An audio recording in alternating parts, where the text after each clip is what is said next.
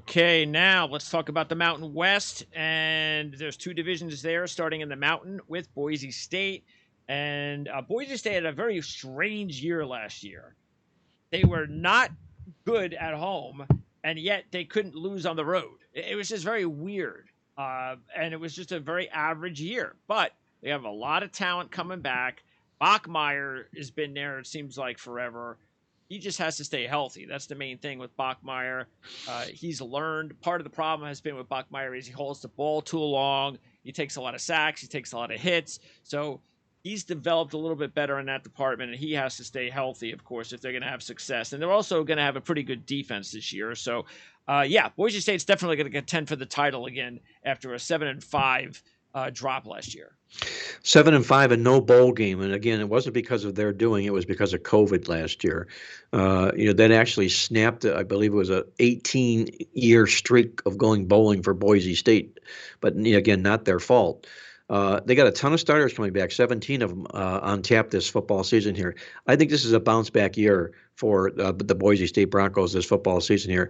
Andy Avalos started out slow last year, but he finished 5-2. That was enough to get them that bowl bid here. They open up 3 of their first 4 games on the road. They can win. They could probably win all of those games.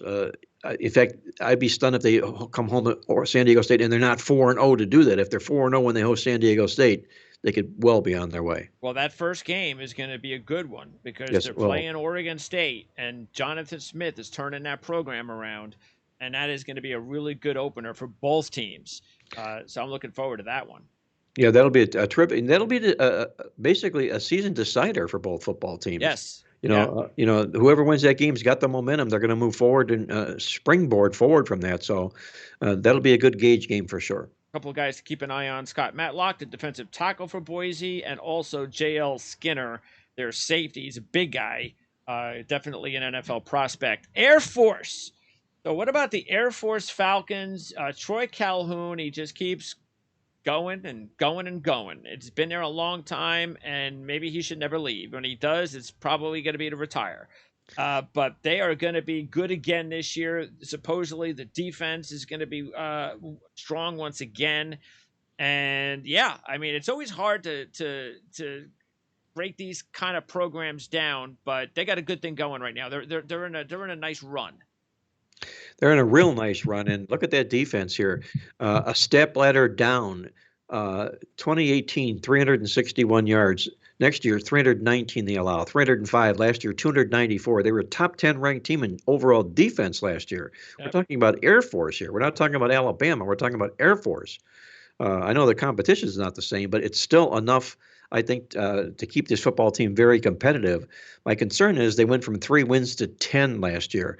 It's very, very difficult for teams to triple their wins and to be able to improve on that the following season. They're probably likely not going to do that, but I still got to put them on my watch list here. They're the type of team that you're either going to want to play on or avoid and not fade. I think the 7 or 8 wins will be great for Air Force's football season here, but not the 10 they had last year. Vince Sanford, he's their main weapon on defense, the linebacker. Also, if they had a really good quarterback, they could be a very good team. But they just have an okay quarterback. He's okay. He's going to be a winner. They're going to win games. They're going to contend for the conference title.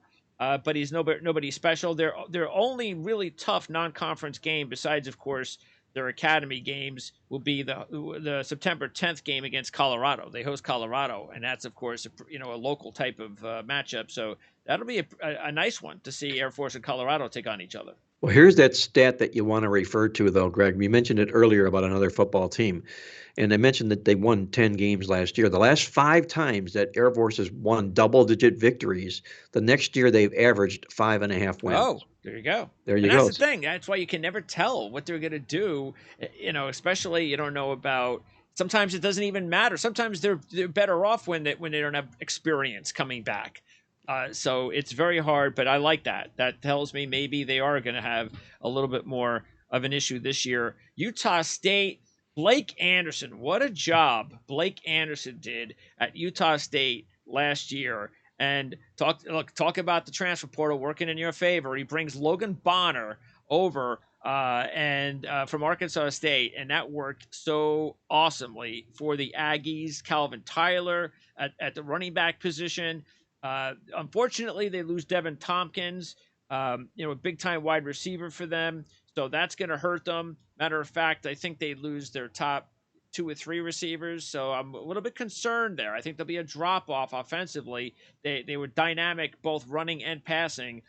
Defensively, though, they should be strong again, but not as strong because they lose some key players. So I think they're going to be okay because they're well coached. They got their quarterback back, but there's a handful of very key players offensively and defensively that are no longer there.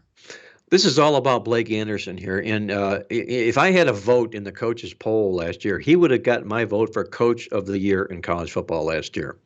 Went from a 1-win team to 11 wins last year. Very, very impressive in everything everything they did. And one of the reasons that you could be a little bit concerned is, they're not really strong with returning experience this year, but look at their recruiting ranking. We put this in the Preview Guide magazine, okay? If you look at their rankings for the previous 2 years, 2 years back they ranked 122nd out of 130 teams. Last year they ranked 128th. But this year in the offseason, what did he do? He's ranked number 77. That's Blake Anderson. That's his doing. That's exactly what this man's going to do. He's going to bring talent into this football program here. I really like everything about him. I like him as a person, as a coach. I don't know if they're going to be able to match those 11 wins. That's that little that little catamount that he's got to come over here, because 1 win to 11 is very, very difficult to have to repeat. But he will certainly be in a bowl game this year, and I will never want to fade Blake Anderson, especially if I have to lay points into him. All right, and then the rest of the teams in this division: New Mexico State, Wyoming, and Colorado State. Colorado State, first-year head coach Jay Norvell. So Norvell leaves Nevada for Colorado State. Kind of an interesting choice, but I can see what he's doing. Definitely much easier to recruit Colorado State than it is Nevada. So that probably has something to do with it. He brings one of his quarterbacks from Nevada over with him. A young quarterback, though, so not a lot of experience, but apparently likes the kid, and that could wind up being the whole deal with Colorado State's offense this year. If the quarterback plays well defensively, they'll be okay, but it's going to take a couple of years for Jay Norvell to get Colorado State to where Nevada was. Unquestionably, he's got some building to do here. You take a look at this. They've only won 11 games in 4 years. There was a reason that they made an offer to him. They paid him good money. It's a much, much better locale to be in Fort Collins than it is Reno, Nevada. So I can understand that move. It's not, people think it might be more of a parallel or horizontal move, but I think it was a good move for him to do just that, because he can do only one thing with this football program, and that's improve it. We may not see him in a bowl game this year, but this program will be improved.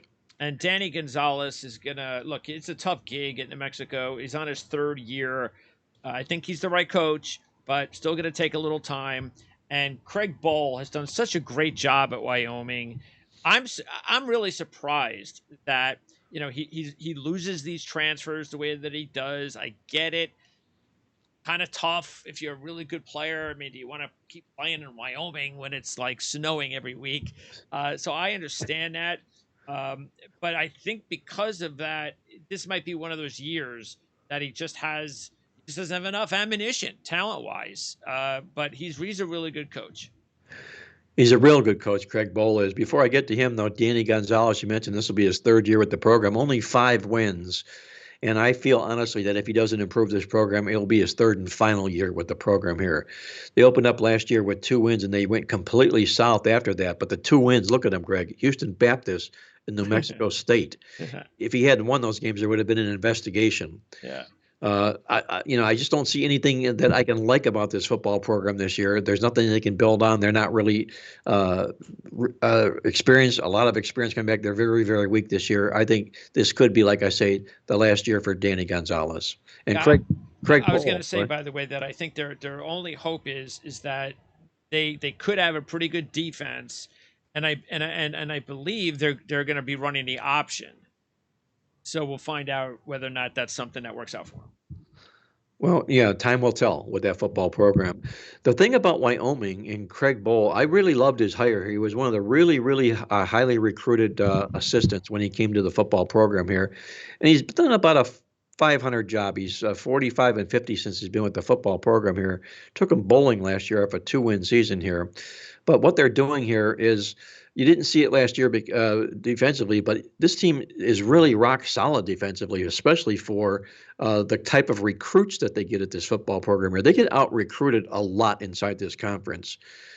People would much rather be playing at San Diego State or have the tradition riches of Boise State per se. But Craig Bowl does a real nice job every year, and I got him bowling it once again this football season as well. Yeah, they lose Chad Muma, who was a big-time linebacker for them last year. So that'll hurt them a little bit. Okay, now in the other division in the Mountain West, I think this is a tougher division. I think in the Mountain, it's going to be, Utah State's probably third, but maybe they sneak into second if Air Force has a down year. But Boise State's comfortably at the top, but not because I think Boise State's that much better. I just think that they're benefiting from maybe a down year in the division. In the other division, Fresno State, Jeff Tedford is back, and that's always nice to see. Jeff Tedford back at Fresno State, and Jake Hayner's the quarterback, and he might be the best quarterback in the conference. He had some really good games. He had some really head-scratching games, but now with Jeff Tedford there, it's going to be interesting to see what he could do with Hayner, whether or not he can improve Hayner enough that he could actually be a pro prospect. Jordan Mims, very good running back. Cropper, very underrated receiver. So overall, you have a team that's going to bring back enough players from last year's 10-win team, and this might be the team to beat overall in the Mountain West. Jeff Tedford just won't go away. The guy likes coaching football. He's back for his second term, as you mentioned here. He's done a real nice job. Kalen DeBoer did a real good job with this football program here, but he's at Washington now. That's a big move up for him. So he had to take that job when that was offered to him. Sure. And I think Tedford will do a good job with this football program here. I think they're going to be one of the teams they're going to have to beat inside this division here.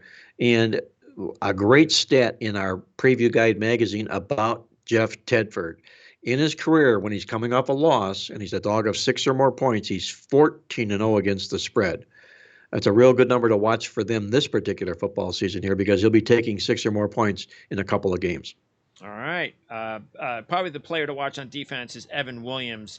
He's one of the best DBs in the conference. Now San Diego State, speaking of defense, it's all about defense. Brady Hoke's Aztecs off a 12-win season, but their passing game is non-existent. So they're trying to fix that. They bring in Braxton Burmeister from Virginia Tech. Now, he may not be anybody, flashy, nothing. He's not Jake Hayner, but considering what San Diego State's had a quarterback over the last several years, he is a major improvement. And maybe that type of improvement is what San Diego State needs. They lose a couple of key players on defense, including Cam Thomas, who best defensive player in the entire conference. So that's going to be a big loss, but they always have good defenders. They've got linebackers like McDonald and McMorris. So once again, San Diego State's going to have a really good defense, and it'll be interesting to see whether or not Burmeister could be the missing ingredient to get San Diego State over the hump. Well, I know one thing, Greg. They won't approach what they did last year. 12 wins, from 4 wins to 12 wins is just not going to happen with this football program, especially with Brady Hoke. I believe he's a coach that finds ways to lose more games than he wins. Yeah. To their credit, though, and I did this in our Mountain West Conference preview, which I'm going to post on our website here. They're all about defense in this conference, and San Diego State has been head and shoulders the best defensive team in the conference here. They've ranked in the top 25 each of the last 8 years, this football program has. So defensively, they lose some talent, as you mentioned, from last year, but he's going to have to hang his hat on in that defense and hope some way, somehow, this quarterback can help the offense. Yeah, they're scheduled, too. They're going to go at Utah, at Boise State, at Fresno State. And they kick off the season against an Arizona team that's improving. That game's going to be. They're going to be sneaky this year, Arizona. Yep. Correct. Right. San Jose State, you got to love the job Brent Brennan has done there. Naturally, they had a down season last season after winning the championship in 2020. It was a remarkable story, one of the better stories in that shortened season.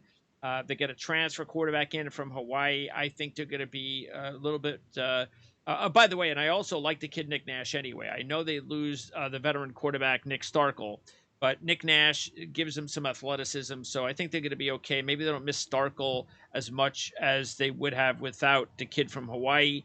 Defensively, though, that's what makes San Jose State intriguing. You mentioned defense in the conference. They got Kyle Harmon at linebacker. They got Cade Hall. They got Fahoko on the edges. So I think they're going to be strong again on defense, and I think they're going to rebound after a 5-win season and be a contender for the championship again. Well, they'll be a contender, whether it's for the championship. I'd be surprised if they're not a winning team this year. You take a look at them quietly under the radar. They've gone 17-15 the last 3 years under Brett Brennan. That's a tremendous improvement from the team that he inherited. I mean, this football team was good for 1 win a year. The group that he took over. So he's done a real nice job with the program that way. He doesn't bring a lot back with experience as far as that's concerned. In his defense, they're going to have to, again, I use that same phrase, hang their hat on the defense here, because if the defense can hold the fort, I think this football program can make some noise.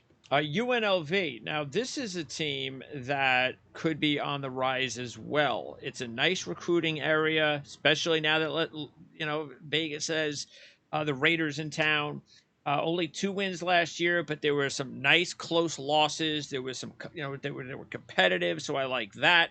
So yeah, look, it's going to take Marcus Arroyo another year or two to recruit even better players, but I like what I see. I think UNLV doubles their win total at the least. 4 wins, 5 wins. Maybe they sniff, maybe because this might be a little bit of a down year in the conference, they could actually sniff a bowl possibility. So I think they're on the rise. I think there's 2 factors that are working for UNLV in their favor this year. Number 1 is the experience factor. They rank real high in returning experience this year. And number 2, they went out and did a real nice job in the transfer portal here. They bring Harrison Bailey in, a quarterback who was at Tennessee. And if you're a quarterback with Tennessee and you're not playing here, you had talent. They also bring a home run wide receiver in here in Ricky White from Michigan State. So if these 2 can get on the same page here, that can give them a real strong impetus, especially offensively, where they've been really dragging their tail here. They've gone backwards 4 years in a row offensively here. Any spark from the offense here can make this football team improve dramatically. All right. Meanwhile, let's talk about the other teams in this division. You have Nevada and Hawaii. Nevada, Norval's gone, so there's going to be a drop off. They just will be. I mean, Carson Strong. You lose Dabbs, who was one of my sleepers in the draft. I put a report out a few weeks ago before training camp began, and he's now like the talk of Packer camp. So that's a big loss for Nevada, both Dabbs and Strong, and now Norval. So look, Ken Wilson's there, first-time head coach. It's going to take some time.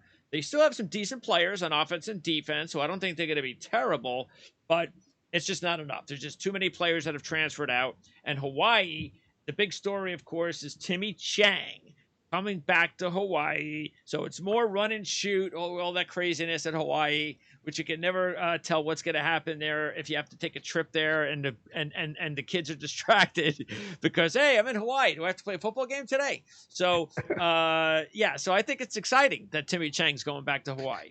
It's exciting, but the fact of the matter is that there's no team in college football this year that has the fewer amount of returning experience in Hawaii. They rank dead last in experience. Yeah. So Timmy's going to have to pull out his old playbook and maybe even take a snap or 2 behind. Maybe. Yes. Hopefully he's got eligibility left for this program. In Nevada, we talked about them earlier on in the show here. I think this football team is going to have to build from the ground up here. I talked about before about how they led the country in turnovers last year. That's gone. Carson Strong's gone. Everything about this football program is gone here. I think Nevada is going to really struggle this year.